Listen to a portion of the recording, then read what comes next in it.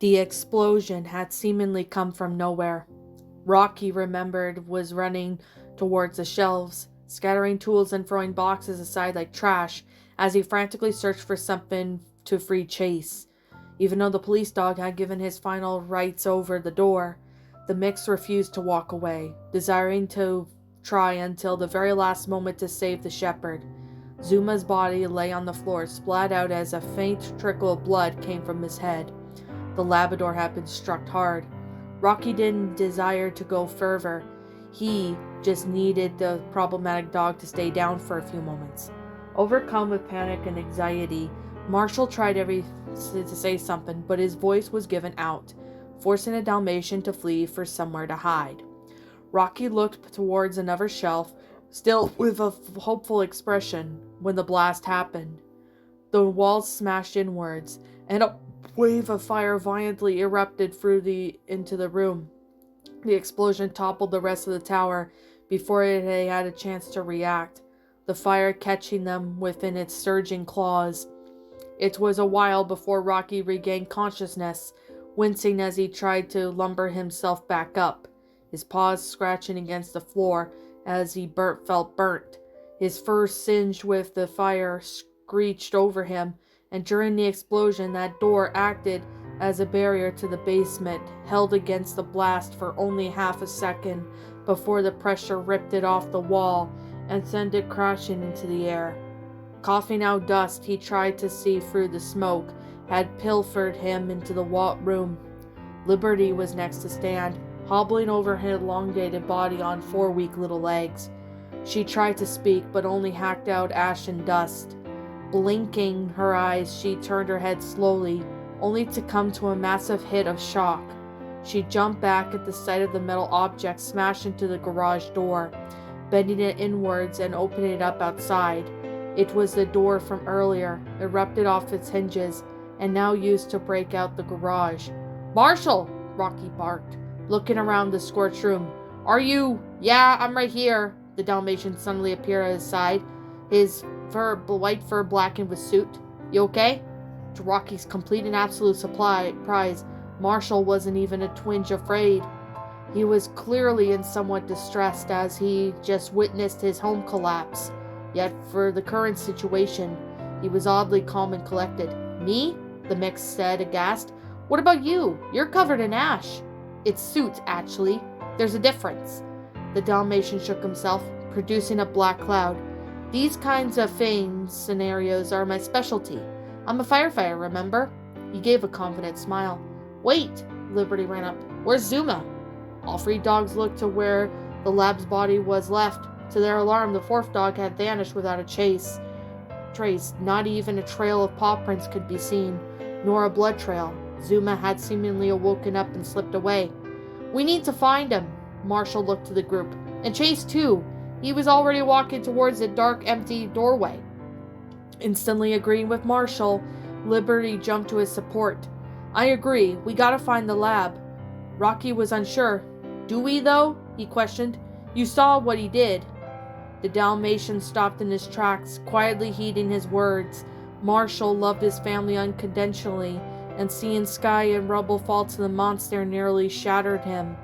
He lowered his head, whimpering, as he looked to the dark corner. The sadness within the poor dog was infectious, and Rocky lowered his ears as he sat down. "Marshall, come on." They needed to get a move on, and much as Rocky's own heart ached from leaving Chase and Zuma behind, the nightmare wasn't over. "Look, the garage door has been broken open." He pointed his tail towards it, a small coughing puff out of him. "Let's just go." "No!" Marshall stood firmly. "I'm not leaving Chase or Zuma down there." "We aren't leaving, just getting out of here," the mix tried to reason. "Out of the smoke, at least." Despite his reluctance, Marshall eventually relented with the sigh adaptation in his eyes. His mood was rather read easily by the grayer brother, and Rocky held out his paw with compassion in his eyes, as the 2 of them turned to escape the basement. Finally emerging outside, Liberty narrowed her eyes. Her work wasn't yet done. He thought he was dead. Chase and Varrock's mouths shared a room that sparked into flames, consuming the entire basement and tower in mere seconds. Both the puppy and creature were within an eye of the storm, their bodies almost incinerated by the blast. Yet upon painfully opening his eyes to the ruined, charred room, he did realize he was still alive. He woke up screaming in agony. Ah! His body was blistered and burned over. Patches of his fur and skin peeled away to a pink soft layer. There was not a word imaginable for the pain he felt, as his first breaths he took seemed to scrape the interior of his lungs. As a scream forced out of the air in his body, he began hyperventilating each and every breath, bringing out the smaller scream with it. He was alive. What horrid deity above he had denied him the chance to die? How much would he be forced to suffer? His mind was long broken, and now his body as well. Perhaps he would never have the chance to rest. He couldn't be alive. The smoke should have infested his lungs and suffocate him. For him to be spared, something had to have broken through the basement, creating a hole on the outside where the smoke could escape. And if such a place was created, it meant that the chance had to escape was outside. Or maybe it was the garage, a sign that it was opened and waiting for him. "Wait, what? There!" He cried out in a scratchy voice. "Where am I?" His heart and lungs still erratically pounding away, the sound of settling metal creaking above him. The entire room caved in, the ceiling bursting open like boil, spilling various metals and building foundation to meet the melting doom of the fires. The inferno was gone, however, only leaving behind the festering burns on his body and a room covered in ash and soot. A part of him wanted to lie down and stay there, giving up his life with all the agony it presented. Only the back of his mind did know that there was still a chance, an opportunity to reunite with his family, praying that Varrock's mouth wasn't buried or incinerated from the blast. Chase flexed his paws first, his front left, trying to feel its articulation. After some painful movement testing, he concluded all of his limbs and joints were fine, although cooked medium rare from the fire. Unable to suppress his pain, the dog audibly let out several groans and cries as he pushed himself up. To stay hurt to walk, it was an understatement. His entire right paw was peeled the pink of top of its layer. "Okay," he staggered, trying to slow his heart rate. "Oh, okay." A loudly emitted a groan. He took a step forward. After taking that moment, he remembered vaguely where he was, the communication room. Gritting his teeth at the pain, he began making his way towards the exit, limping slowly, walking out into the hallway, stepping over the fallen metal and burned drywall. His eyes widened as the damage was revealed. The blast had almost completely incinerated Varrock's nest. The walls of flesh and gore burned into ash and revealing the real basement walls behind. It was refreshing to see the corridors end of the empty infection finally, and even the eggs were gone, not with a trace of them in sight. Perhaps Zuma hadn't failed after all. Walking in his direction of the garage, Chase stopped in the middle of this hallway. His path was blocked at the top, ceiling shattered and collapsed into debris. First believing he was trapped, he lowered his eyes and emitted a painful whine until he remembered the vents. With Varrock's infection gone, the ceiling vents were finally uncovered and unclogged of the biomass. All Chase needed to do was vent an entrance, and he'd have to backtrack for one. "All right, then," he growled, his right leg quivering as he tried to stand. "So be it." Sharply turning on his path, he faced away and walked in the other direction, scanning his eyes along the bare wall for a vent opening. He turned his nose away at the disgusting smell of fried gore. Even while most of it was gone, it had been cooked into a disgusting stench that flooded away the hallway and its corridors.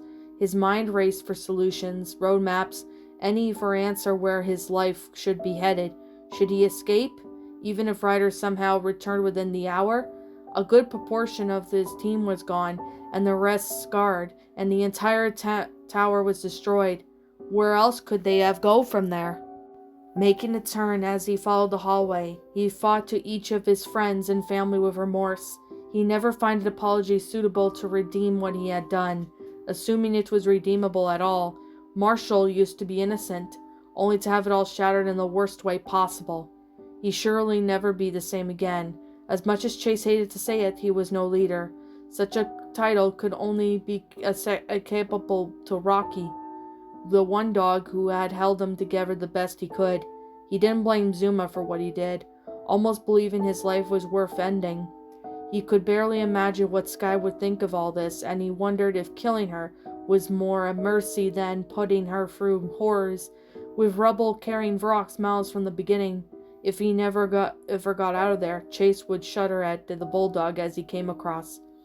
Emerging into the clearing, the burned shepherd looked around at the old memories of his life dance in his head.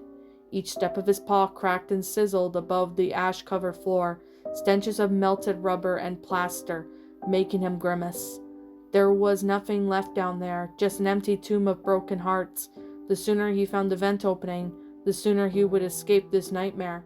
Sure enough, limping through the room, he finally found a vent cover loosely fastened. He had found his escape. Trying to show me up again? Chase stopped in his tracks, recognizing the voice all too well.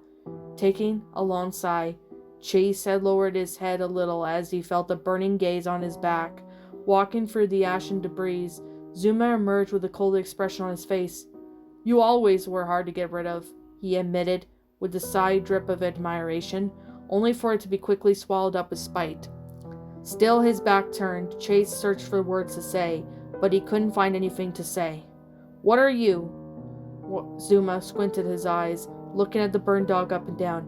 "How did we even get here?" he said, looking out at the ruined basement floor. "Everything's gone, turned to ash, and whose fault is that?" Now Chase turned to face him, sternless in his eyes. "Yours," he said simply. "You're the one who destroyed the lookout." "I did what needed to be done," the lab argued.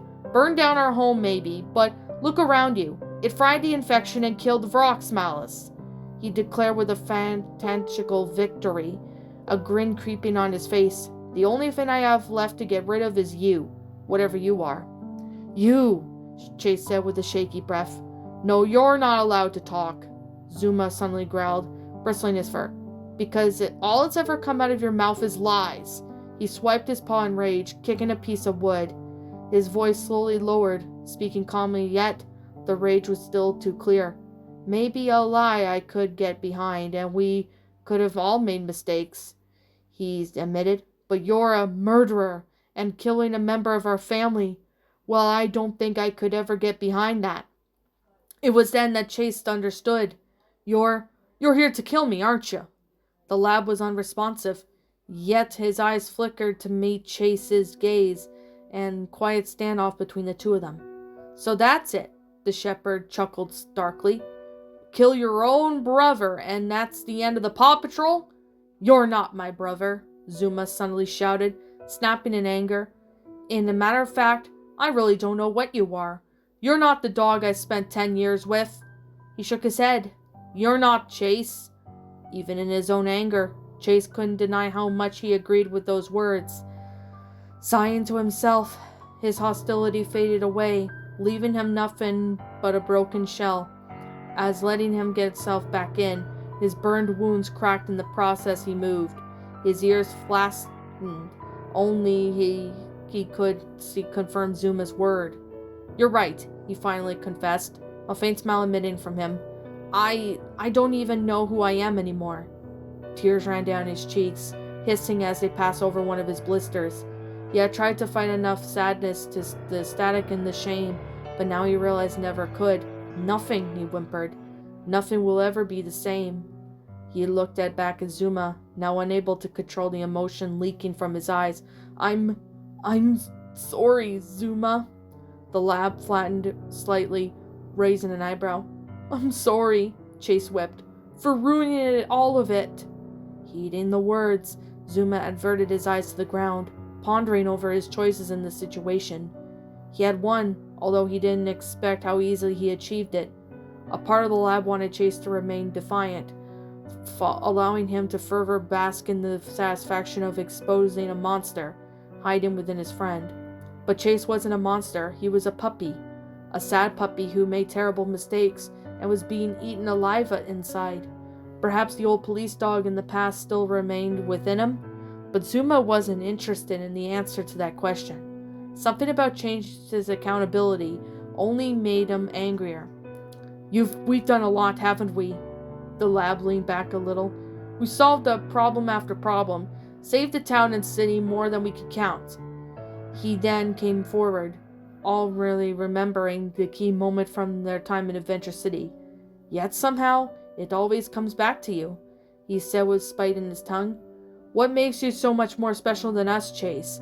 It's always you up front, speaking for the squad, and the dogs like me in the back. For the longest time, Zuma remained the underdog of the team. Within a few times he was called on a few missions. It was always Chase, Marshall, or even Rocky who sat in the pedestals. Meanwhile, Zuma and sometimes Rebel were simply left at home. His grudge of being underused wasn't exactly important to their situation, but now he needed a moment to alone with that remained of their leader. It was going to be addressed. Even now facing death, Zuma spat the last word. It's you who tries to control us. Direct us like fucking puppets. Well, we did it.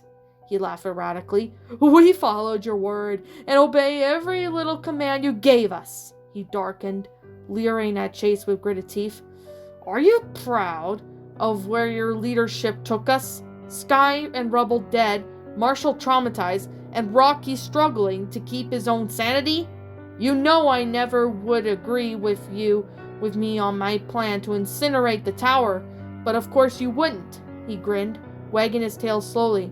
No tower means no Paw Patrol, and once that's gone, there's no one left for you to control. The shepherd froze in horror, backing up slightly. Zuma, that's not true. No, it is, the lab defied. I'm more of a leader than you were, and I'll make them see that, he emitted a low growl. Whatever it takes to fix what you destroyed. To see his old friend kept acting on such an ambition was horrific, breaking Chase's heart further than he imagined. He had seen a lot and dealt with terrible things, but this was something else. He couldn't let Zuma hurt his friends. A crying fire surged within him, screaming up to Chase though he couldn't die now. He had to go back and make sure they were all okay. Chase shook his head and blinded by his own emotion and panic. I just wanted to keep you all safe. Keep you all happy. You want us to be happy? Zuma challenged. We won't be happy until you're gone, and I fix everything. Breathing heavily and ignoring his body pain, Chase slowly stood up, narrowing his eyes as he curled his lips against the patches of exposed flesh bearing his teeth. I will not let you do that. Zuma only fell silent, oddly staring down at the shepherd as he spoke again. His voice dropped of any emotion. I know you won't. The lab suddenly embraced his own embrace down his rage, pushing away his morals and lunged at Chase's throat, calling forth his feral instinct from so long ago. The small smoking room exploded into a violent conflict between both dogs colliding into one another as their friendship withered away. Claws and teeth snapped and swiped in all directions, both animals fully intending to maintain one another. Being German Shepherd, Chase was stronger, although his severe burns had weakened him. Zuma was lighter, and his species was not known for fighting, until he utilized every drip of his effectiveness and sped in to evade Chase's frenzied attack. As the sound of snarls and battle cries bounced off the walls, Chase thrust his head forward in an attempt to grab the feral Labrador. Quickly jumping to his side, Zuma rolled off the ground as his friend passed over him. Now behind his foe, he jumped into the air and landed on Chase's back, instantly gripping his teeth into the shepherd's burned scruff and yanking it in all directions. Drops of blood and flesh slowly tore off one by one as Zuma mauled to him, Chase howling as he tried to shake him off. In a swift motion, Chase threw himself into the charred wall, crushing Zuma under it, causing a breath to escape the lab, forcing him to release his teeth. Quickly Chase buckled his legs, tossing the lab off balance and making him lower his head as he tried to keep himself up. Now it was Zuma who screamed as Chase whipped his head around, catching his own teeth in Zuma's neck and ripping him down to the floor. The lab collided with the ground, an audible slam echoing through the room as he snarled and raged with every claw he had, leaving a red gashes on his attacker's face. Ignoring the pain, Chase rushed to his teeth and his brother's neck as deep as they would go, using his own claws brutally hack away at Zuma's belly. Each swipe of his arm tore into the lower dog, first swiping off brown clumps of fire. Then his claws suddenly ran red as swipes of blood were ripped out. He released Zuma with a painful howl as his lab managed to knock him off, punching his paws across Chase's eyes. As the shepherd staggered away, Zuma struggled to stand up as agonizing groans of pain left his muzzle. His neck was matted and red, and large streams of blood were leaking from his belly. Fighting against his own injuries, Chase kept his breathing steady while locking eyes with his opponent. With brewing fire, they circled each other, Chase's ears suddenly picking up noise from the ceiling. Glancing upward, he could faintly hear something moving above, likely in the vents. He knew the sound too well, and his eyes widened at the realization that they weren't alone. Even in the darkest hour, Chase couldn't help but laugh, letting out a slow chuckle slip out right at his brother's face. "What the hell are you laughing at?" Zuma stumbled backwards, his body leaving streams of red on the floor. Chase gave him a wide yet hopeless smile. "You failed, Zuma. It's still alive." "What?" The chocolate lab froze, sneaking up to look up at the ceiling, clenching his claws as he shook his head and turned back to his target. "Whatever. After I'll kill you, I'll deal with it." "Forget the fighting. We're supposed to be in this together," the shepherd said, wincing from the searing scratches all over him. "Zuma, we've all done some terrible things, but that doesn't mean it has to come down to this," he pleaded with his lifelong co-worker. "If you want to beat the hell out of me, you can. You deserve to have that moment, but we could still get out of this. Both of us." "It's too late for that," Zuma shouted, fiercely sprinting at him again, with a snarl of fierce hatred. He bared his teeth and plunged for any possible opening. He was met in the middle, Chase putting his paws forward and intercepting the Labrador, clashing them together and briefly locking in their arms in the barking, snarlless mess. The creature above them began to audibly move faster, responding to the noises of a broken family, ripped apart by tragedy. A rush of adrenaline allowed Chase to violently shove Zuma off, flipping him to the side as he shifted his weight.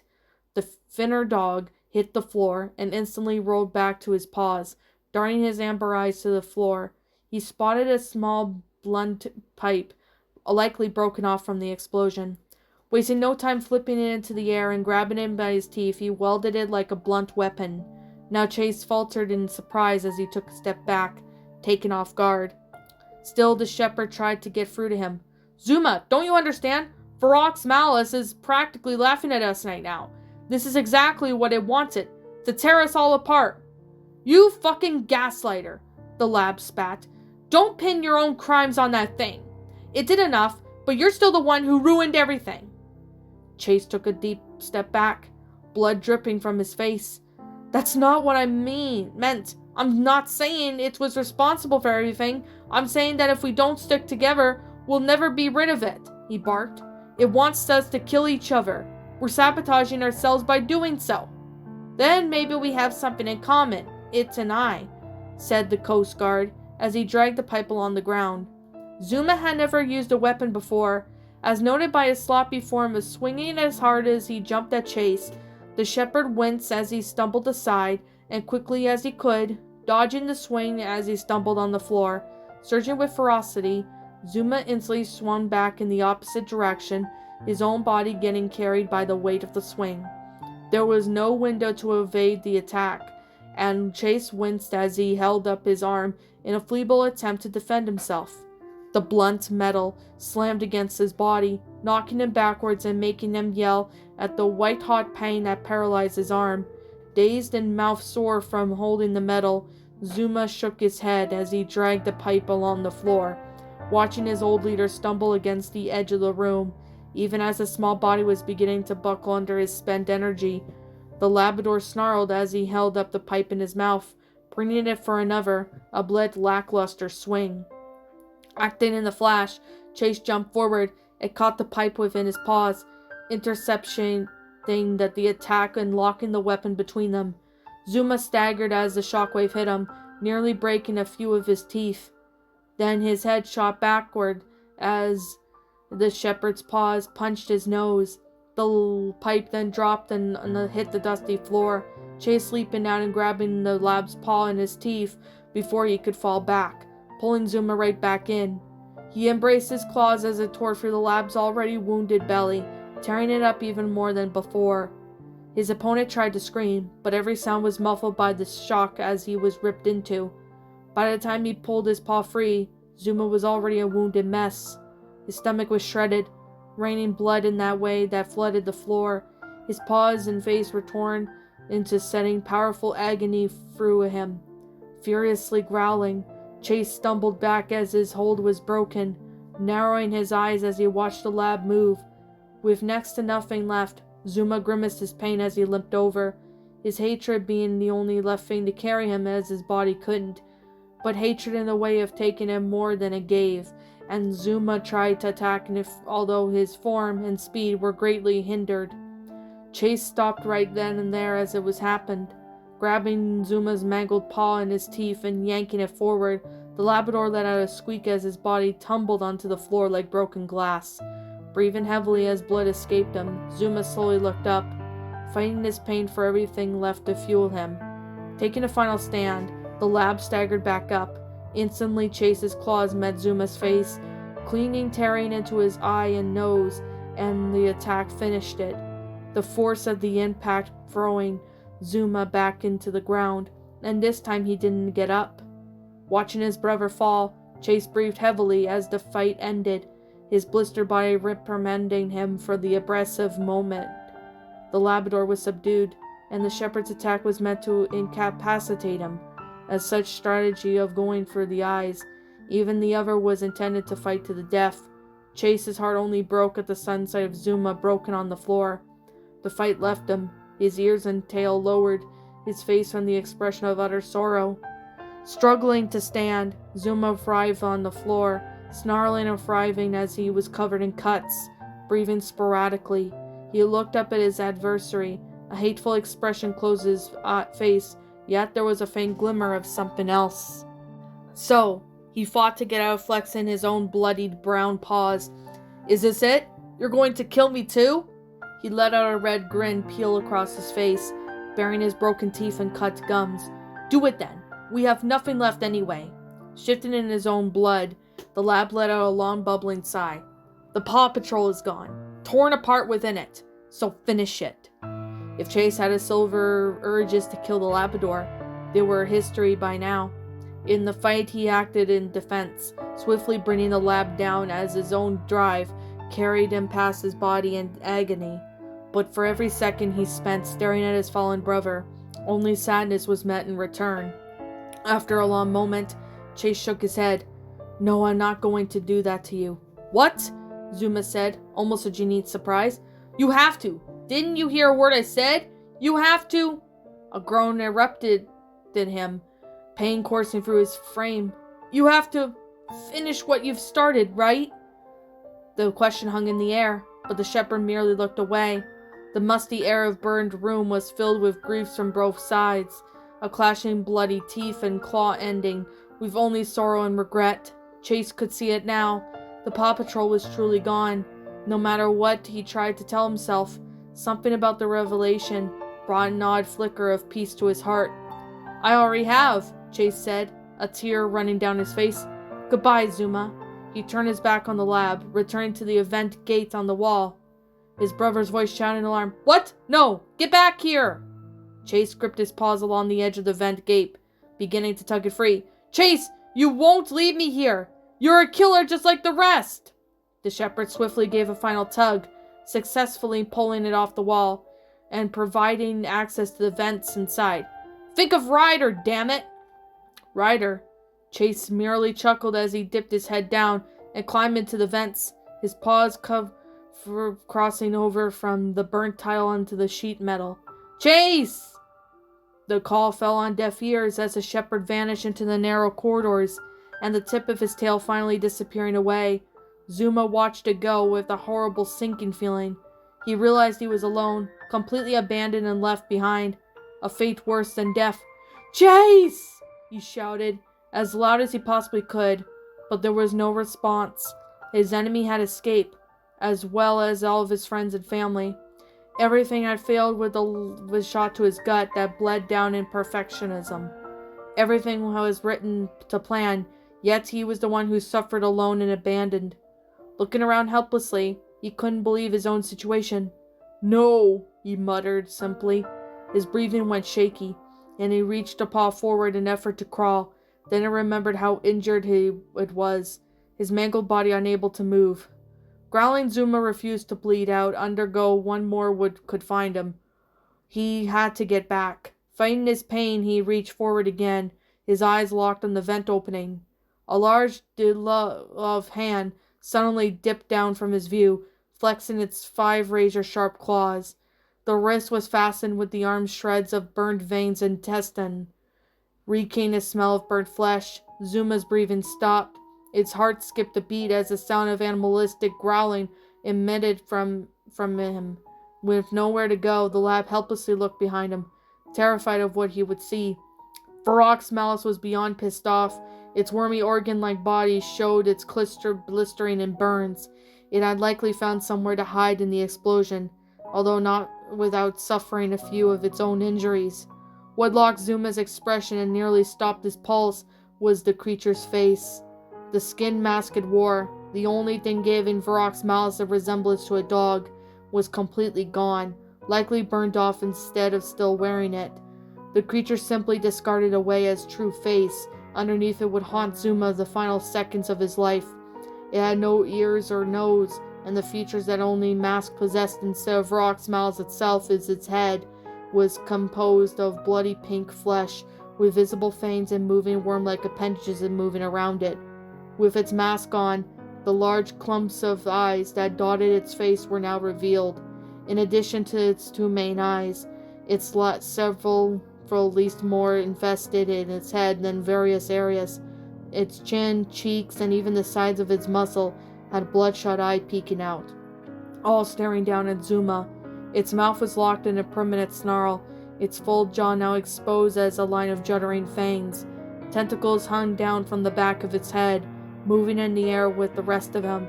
Varrock's malice was never a dog to begin with, only a vile, crooked monster who sadistically wore the skin of one.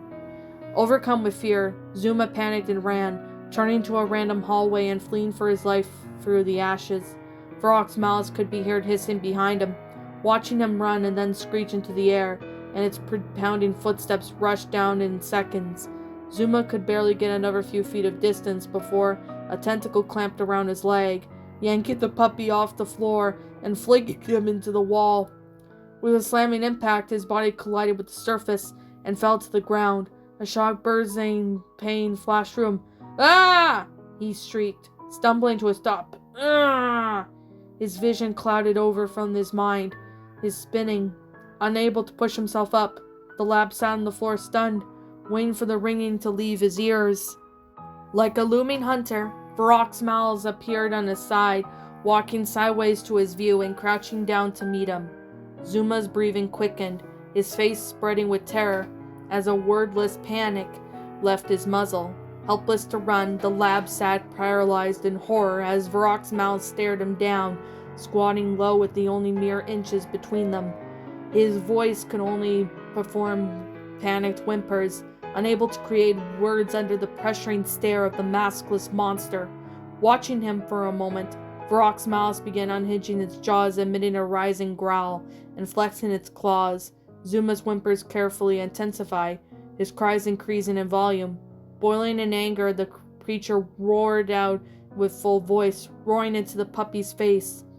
The last sound Zuma ever made was only a split-second scream, shrieking so loud as his vocal cords felt like they could tear, only to be silenced for an instant as Varrock's malice lunged into him.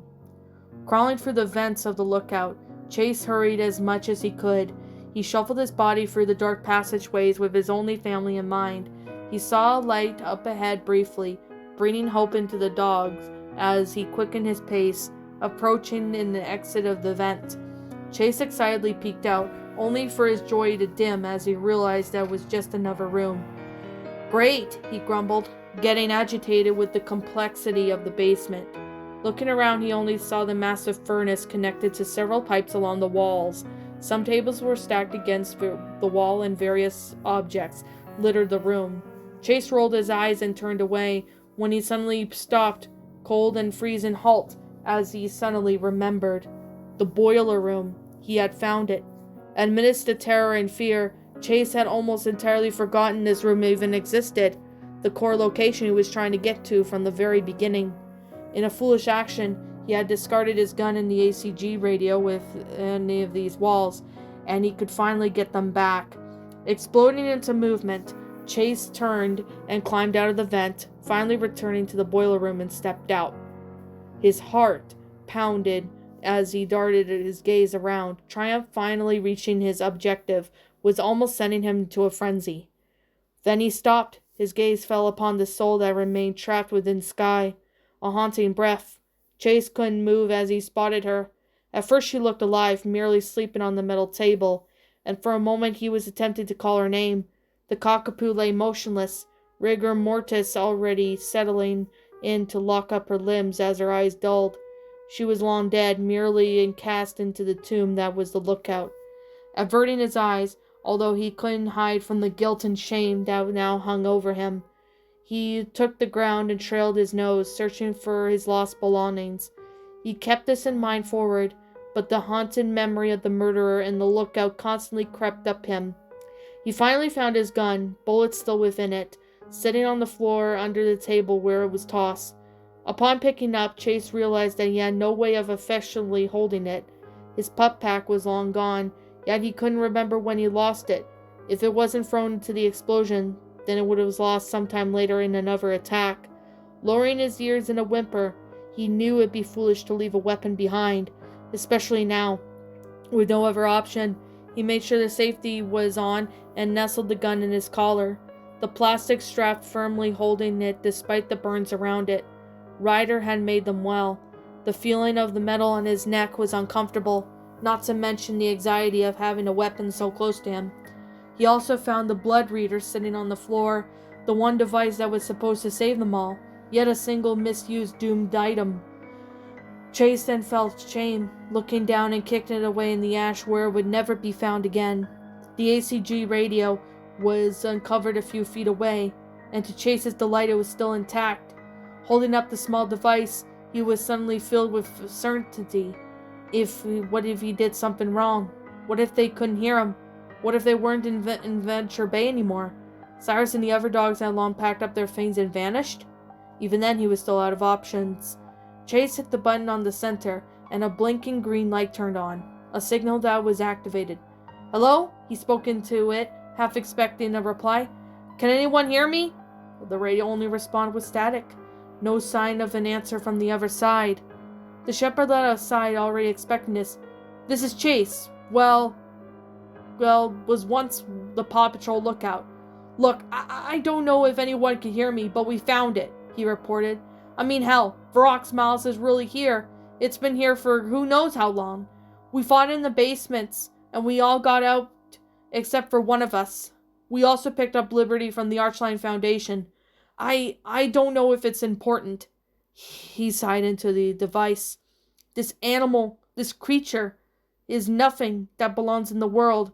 If you can hear me, send the artillery or whatever you have. It's mutated far out of control." He shrugged with all right. "Mate, that's all." He let the radio fall out of his paw, plucking it on the ground.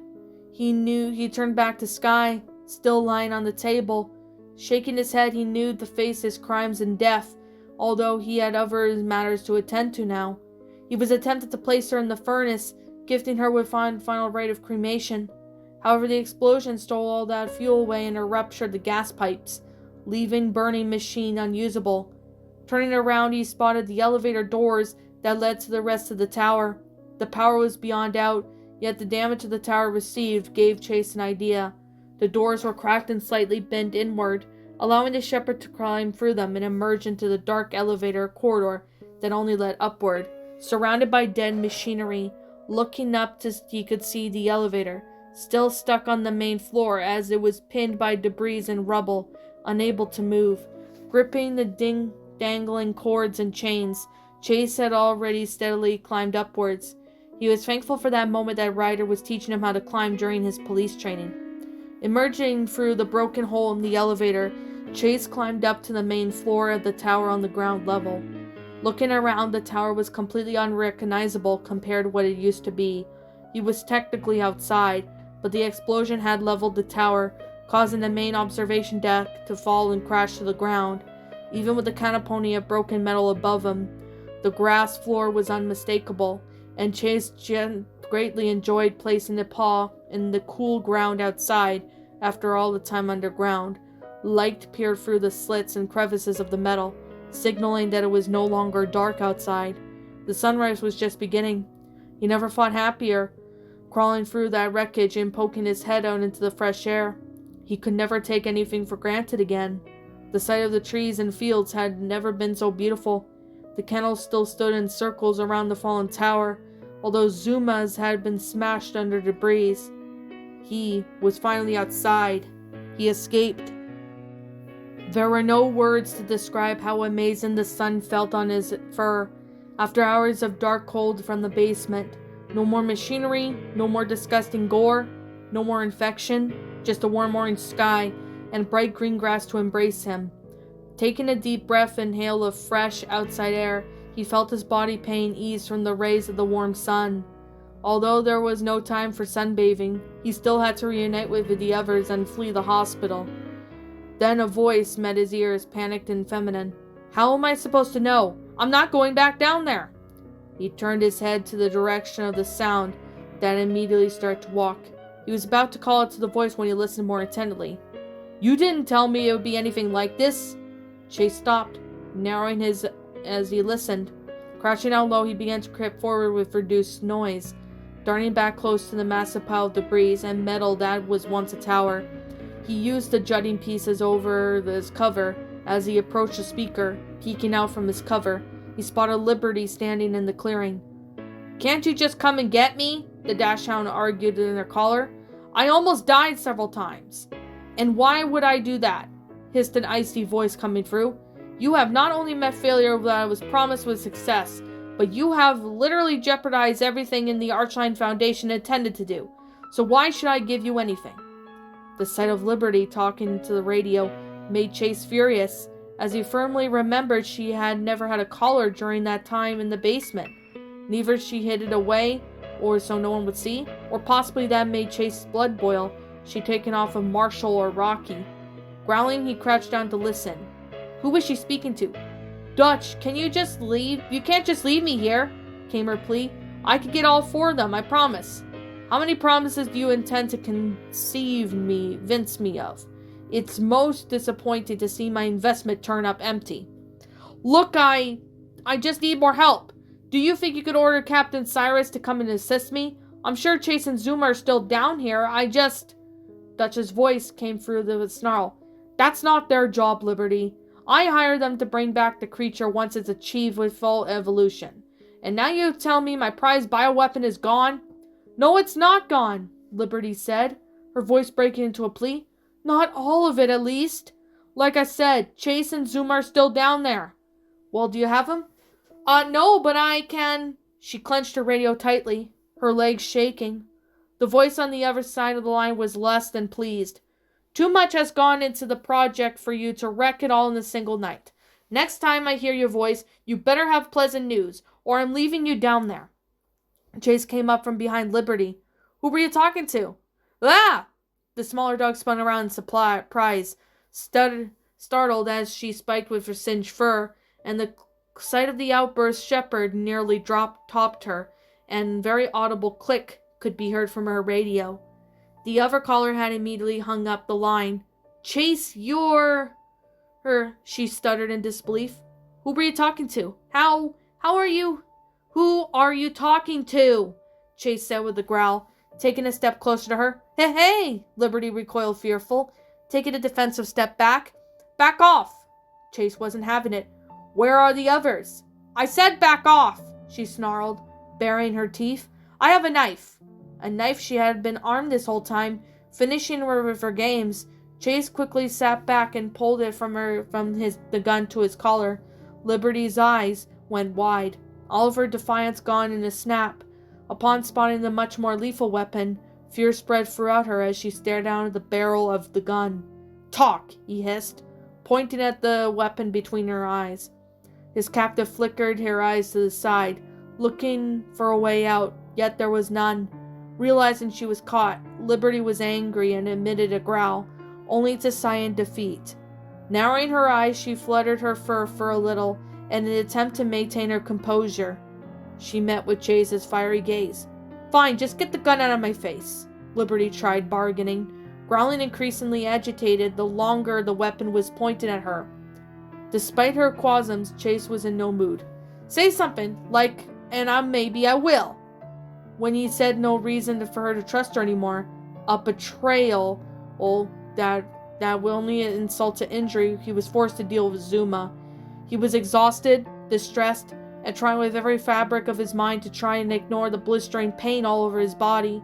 Such under circumstances, Liberty was out of seconds. His captive glanced to the side, visible frustration peeling around her. It was obvious that she was nodding something and the gears in her head, turning for an explanation while the sun slowly rose in the distance. Looking up at him and her voice went cold. "Barack's malice never escaped," she confessed. "It was released." What's up, my pretties? It's the Lion Queen here. I want to appreciate you all for tuning into this video, and I do appreciate you guys supporting my video by giving this video likes and stuff. If you really enjoyed this video, be sure to leave a like, comment and subscribe if you're new, ring the bell for notifications to when I upload so that way you guys will get updated for whenever I upload. If you want to follow me on Twitter or DeviantArt, feel free to leave a follow on those if you are interested in following me on those socials. If you want to support my backup channel, known as Miss Dark Shigo, feel free to subscribe to it, as a link to that will also be in the About page section. And with that being said, and that being the case, thank you so much for watching, my pretties, and as always, stay pretty.